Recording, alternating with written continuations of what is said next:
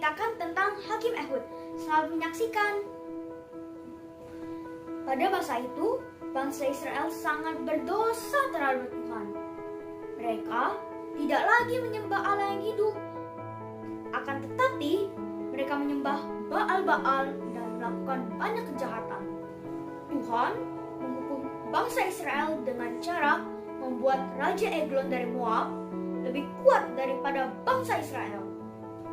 Raja Eglon yang bergabung dengan orang Amori dan orang Amalek berhasil mengalahkan bangsa Israel. Umat Israel dijajah oleh Raja Eglon selama 18 tahun.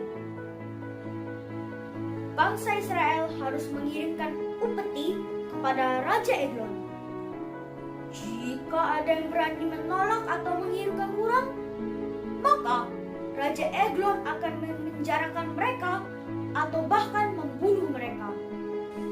Umat Israel begitu menderita dan teringat pada Tuhan Allah mereka. Mereka berseru-seru meminta tolong kepada Tuhan. Tuhan menjawab seruan bangsa Israel dan mengirimkan Ehud.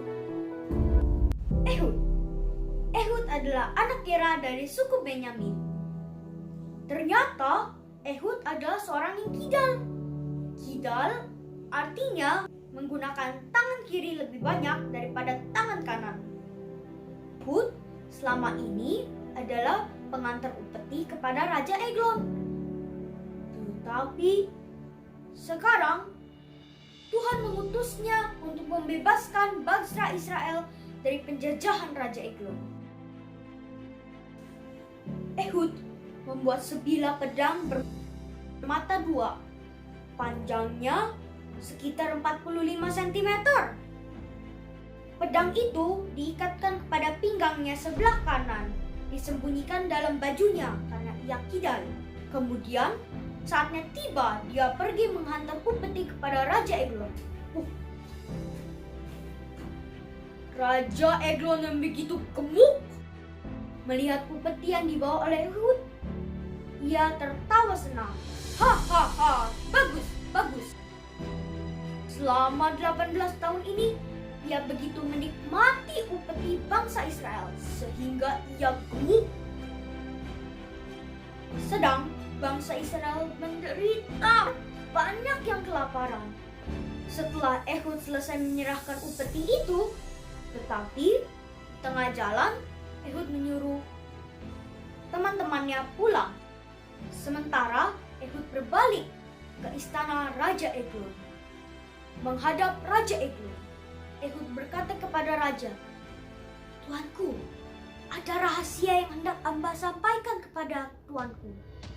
Segera Raja Eglon memerintahkan semua pengawalnya keluar dari istana. "Kalian semua keluar!"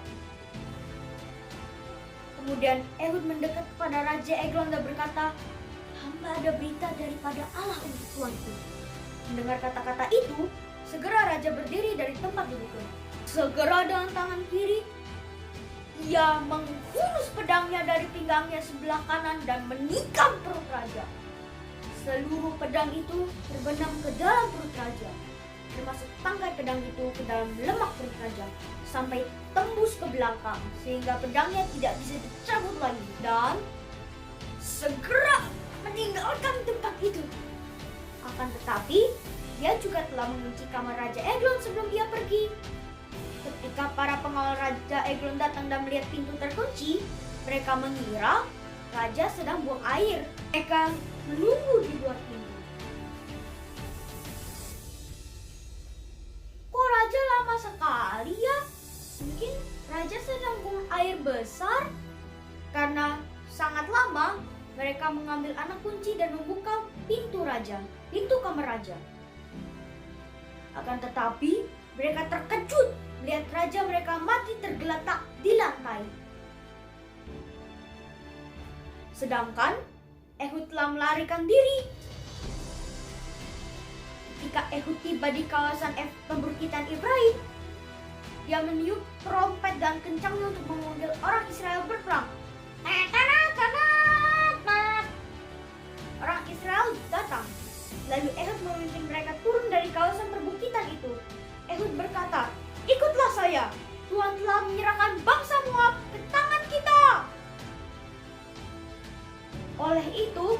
mereka mengikut Ehud turun dari perbukitan itu, mereka menyerang pasukan Moab.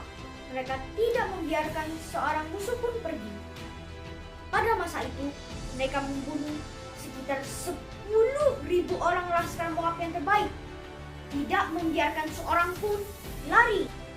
Pada hari itu, umat Israel menang mengalahkan orang Moab dan umat Israel aman selama 80 tahun. Teman-teman, dari cerita ini, Ehud diutus oleh Tuhan menghadapi Raja Eglon yang kuat. Ia berani menerima tugas karena ia tahu Tuhan akan menyertainya. Selain berani, Ehud cerdik dan membuat rencana dengan baik. Menggunakan keunikannya dan tangan kidalnya menyembunyikan pedangnya di sebelah kanan, sehingga tidak diketahui oleh pengawal Raja Eglon. Kita sebagai anak Tuhan harus berani. Tuhan berserta kita, sehingga tak ada yang perlu kita takutkan. Bye-bye.